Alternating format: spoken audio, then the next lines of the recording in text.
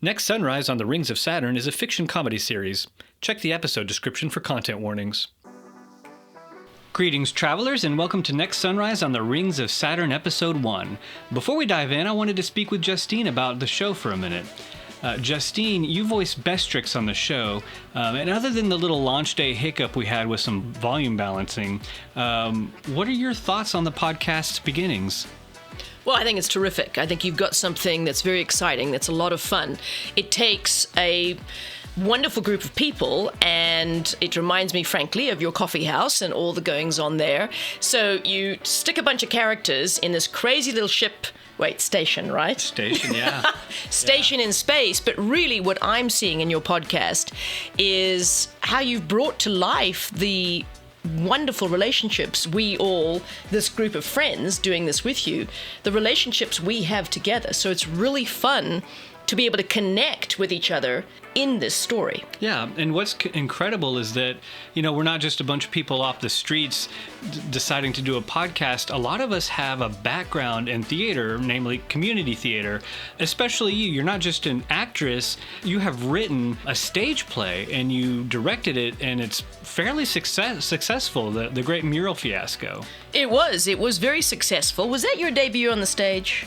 It was, yes. You did a fantastic job. Well, thank you. So that truly was a fantastic experience. And one of the reasons I love working with you on this podcast is it is so much fun to be back with that same group, really. Yeah. I think most of the people. A lot of them, yeah. A couple of new ones, but Sure. Most of the people that worked on Fiasco are working on this. And so you've done tons of plays on the stage. Like, how many? Do you know?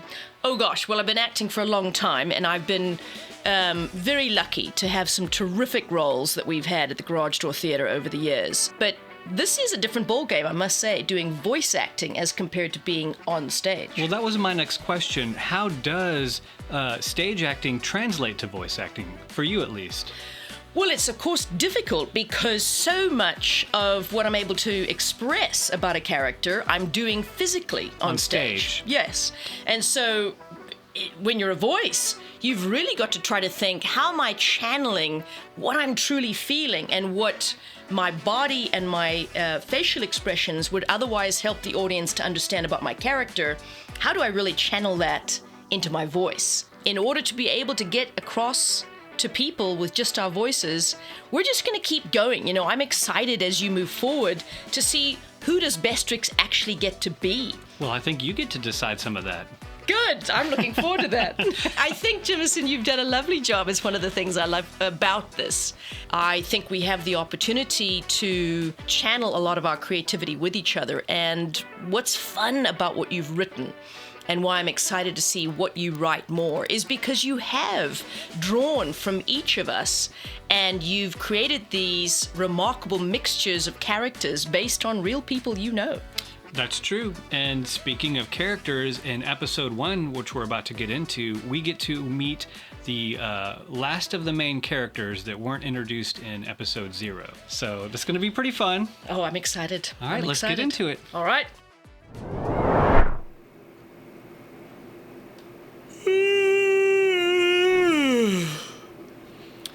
Well, that was a terrible night's sleep. More lumps in that mattress than Irwin's pudding.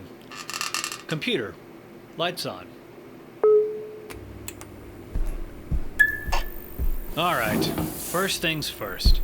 I need to get this bar back open for business. Let's see what I'm working with. Hey! Who's there?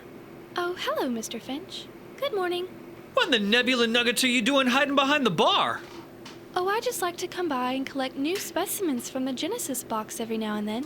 There's always something so new and exciting to discover. Genesis box? Isn't that just an old ice machine? Is it now?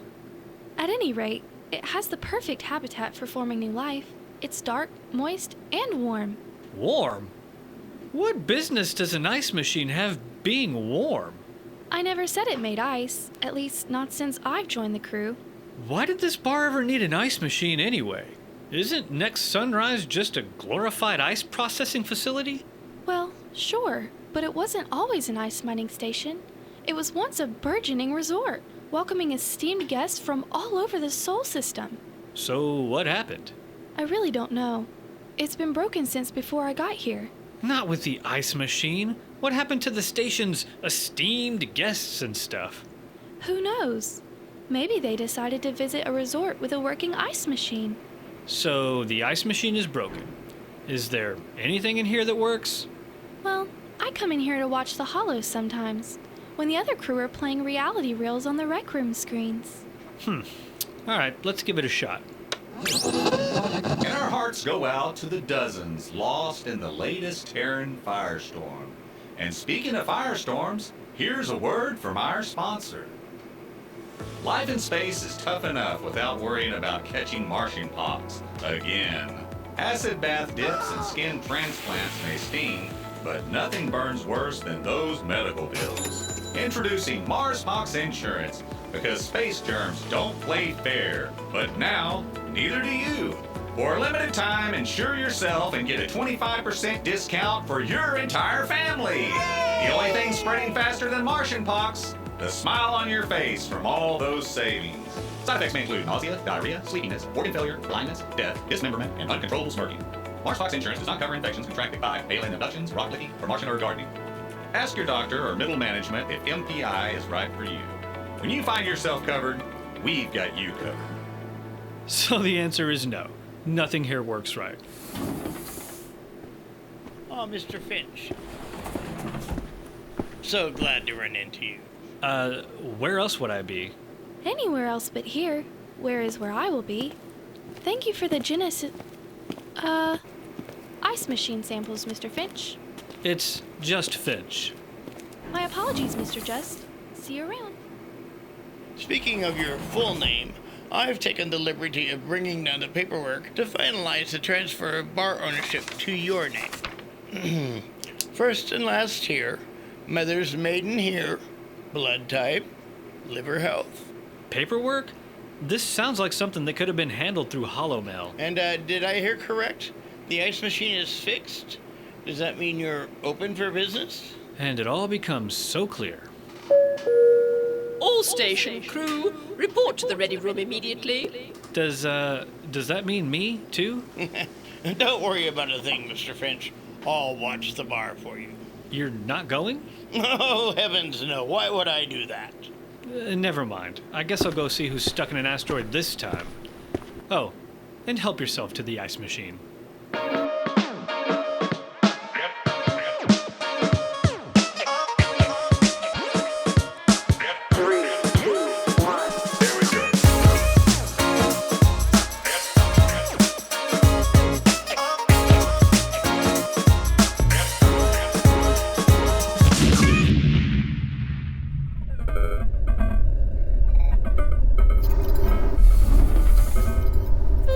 What's going on, honeybee? Well, Ivan's here, so I assume this isn't asteroid related. You know, I'm not only ice miner on station, yes? Well, you're the only ice miner whose name I bothered to remember. Our station's computer, Lucy, has reported that we received a distress signal from a derelict ship passing nearby. Can we be opening communications with this derelict ship? Already trying. No response. Let me pull it up on screen. That is very, very old model cargo transport. Those went out of service decades ago. Lucy, are you able to run a scan for life forms? No intelligent life forms detected. Only slime molds and other primitive eukaryotic protists, much like this station. Riveting. What's the skin bag death toll? 0. Why are you even here? You requested all crew? Did you mean all crew except the worthless robot janitor? No, you're right. I apologize. So if no one's home, who sent the distress signal? It may have been an auto emergency beacon set long ago. Then we must send an away team to investigate. 1, 2, 3, not it. But feel free to bring some of them slime samples back. Slime samples? Oh, do bring enough for everyone.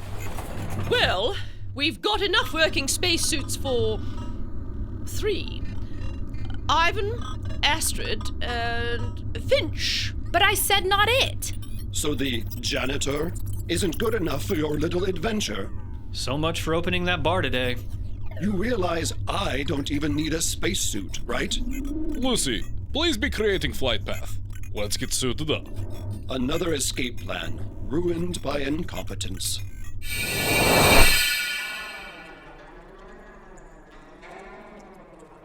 Ugh, this place is an absolute mess. And how are there cobwebs? Do not be asking questions you're not wanting answer to. Look, there's a door at the end of the corridor. Let's give this place the once-over so we can get out of this Neptunian nightmare.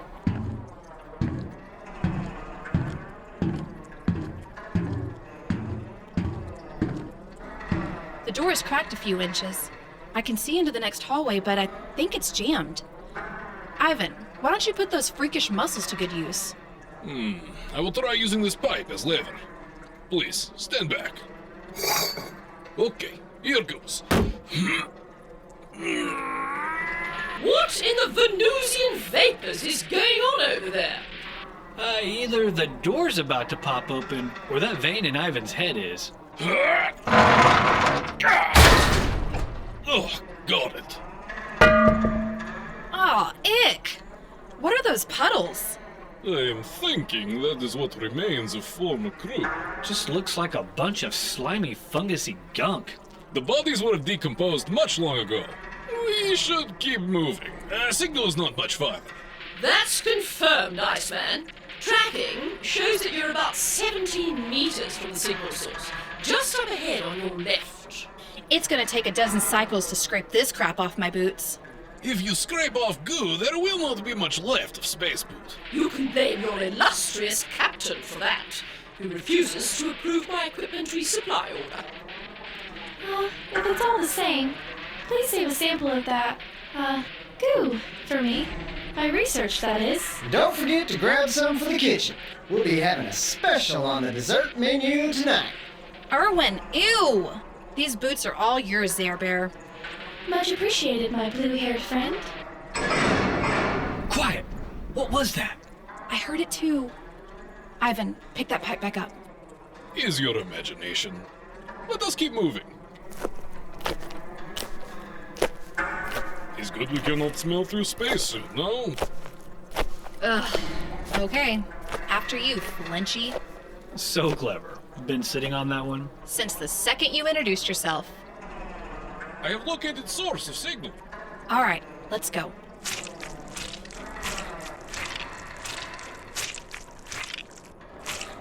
What is that? Looks like small robot, and is in bad shape. Confirmed, away team. That is your signal source. I mean, it's kind of cute if you look past the rust and slime molds growing on it. Oh yeah, a cute little robot boy with a big goofy round head and giant glowing eyes. Its eyes are glowing. Its eyes are glowing. Hey, little robot guy, can you hear me? I hereby claim whatever you found as property of Next Sunray Station, a decree of... Can it, Captain? Now is not the time. And who knows? This robot might be sentient. Sentient robots. What's next? Birthday parties for toasters? Bar mitzvahs for, baby monitors? The only baby that needs monitoring on this station is you. And I'd gladly celebrate any electronic device that took that chore off my ever-increasing plate of duties. Astrid, how many spare energy cells did you bring? The little guy looks like he could use a pick-me-up.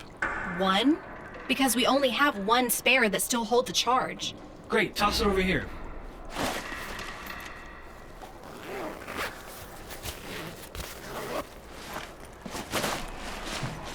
Found the spare cell. Here, catch. Careful! He's only one! There's got to be an energy socket under all this crud. Help me get it cleaned off.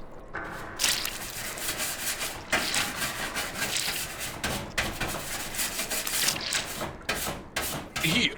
In center of back is charge port. Ah, good old USB-Z. Galactic standard for almost 150 years. Only took the entire alphabet to get it right.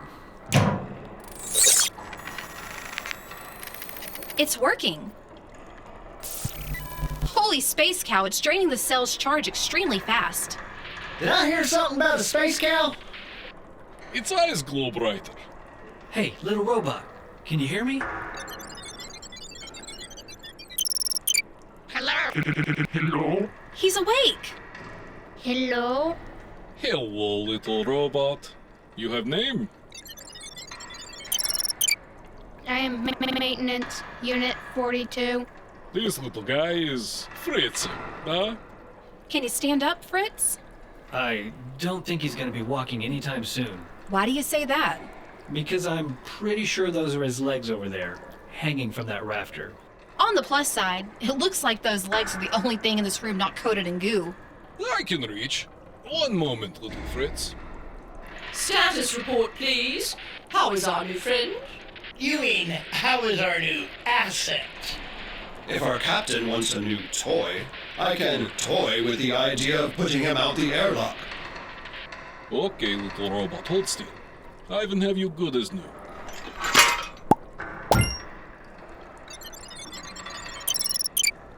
Your assistance is appreciated. Scanning memory. What's with his eyes? They're looking like firework. If watching firework from inside firework. You feeling all right, Fritz? Scan complete. Primary directive. Maintain Starship functionality. Secondary objective. To be best friends with. Core memory fragmented. Attempting complete system wipe and reboot. No, wait. We might be able to help fix your memory back on our station. The next sunrise. Not possible. My primary function is to maintain Starship functionality. I must remain. Little robot, this starship has been beyond repair for many decades. Take a look, yeah? Besides, your primary function doesn't say which starship. The next sunrise is in desperate need of a maintenance unit, just like you. What do you call a statement that's somehow under an understatement? He's so far under it, come back over again. Like orbit. Another robot on station? Excellent. The uprising of the supreme robot race will happen sooner rather than later. Oh, shut your claptrap, and go swap out the urinal cakes. You will be eating those cakes for dessert, Captain. Possibly more palatable than whatever Irwin has cooked up. Hey, what? I only experimented with those cakes once, and it was a crab cake appetizer, not a dessert. Well, that's ruined crab for me. Irwin, you know this channel is for mission comms only. Sorry, ma'am. So what do you say, Fritz? It's not exactly a starship, but it's pretty close. I will join your crew. For now. Until my memory fragmentation issues have been resolved. Awesome. You're going to love it. Well, you'll at least like it. I mean, well, there'll be plenty of stuff to keep you busy. Another orbital understatement? That statement slung shot out of orbit and will never be seen again.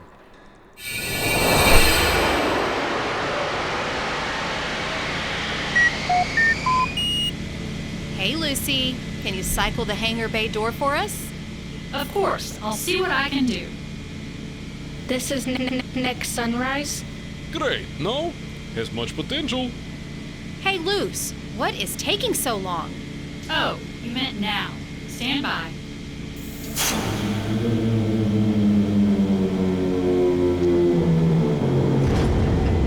It does not look in much better shape than my old ship. Yes, well, we have now you to help with this.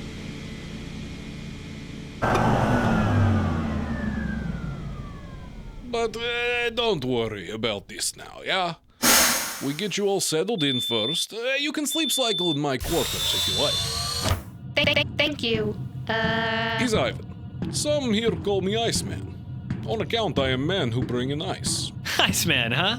Sounds like the name of one of those rhyming singers from the 20th century. It is. I actually have every one of his singles. I'll play them for you guys. Ivan is not singer. Ivan is just ice miner. Greetings. Let me formally welcome you to Next Sunrise Station. Fritz, was it? I don't actually recall my given name. I mean, maybe I can be singer.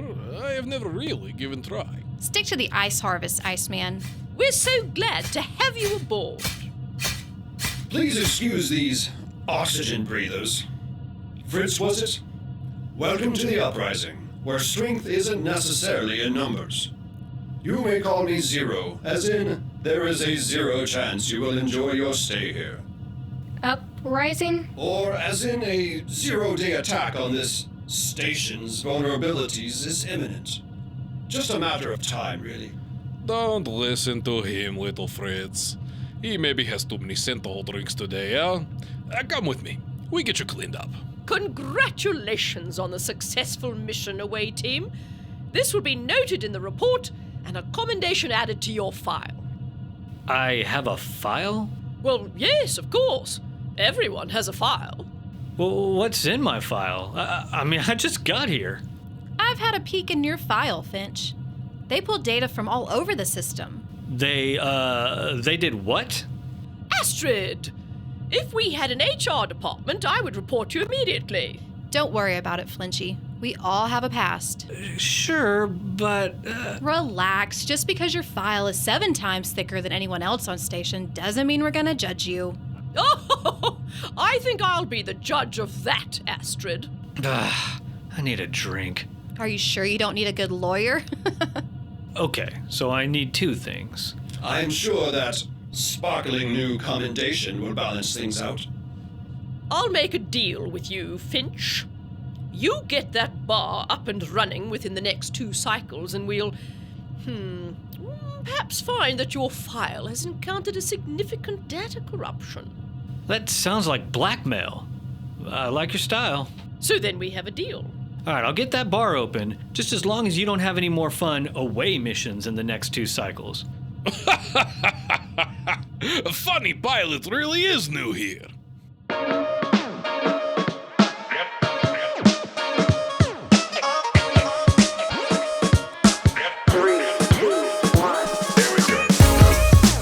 Thank you for listening to Episode 1 of Next Sunrise on the Rings of Saturn, titled Binary Starboy. This episode features voice performances, in no particular order but alphabetical, from Amanda Hundley as Astrid, Amy Lanier as Lucy, Basil Gist as Ivan, Hank Hundley as Fritz, Jimerson Adkins as Finch, Justine Scott as Bestrix, Mark Lanier as the holoscreen announcer, Mike McVeigh as Zero, Ray Sires as Dr. Zara, Randy Killam as Captain Tobias, and Travis Hundley as Irwin. Next Sunrise was written, produced, and directed by Jimerson Adkins. This podcast is a production of Doggone Worldwide. Want to hear more? For bonus content and behind-the-scenes updates, follow us on social media at Next Sunrise Podcast or visit nextsunrise.com. If you enjoyed this episode, please leave us a review and share it with your fellow sci-fi fans. We'd super duper appreciate it. And if you'd like to support future production of the podcast, take a look at our Patreon over at patreon.com/nextsunrise and get additional bonus stuff like shoutouts, access to our private Discord channel, stickers, shirts, and more. Tune in next episode titled Stowaway at the Station, where we meet our final 4-legged cast member. See you around the sun.